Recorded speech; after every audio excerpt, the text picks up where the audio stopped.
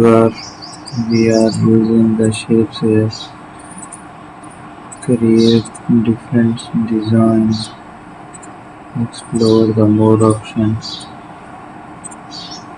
Here is a structure.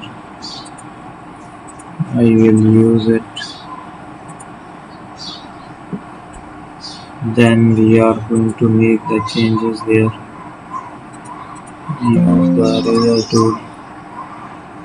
We have to make it. Add a paint. Use that tool here. Make some changes around it.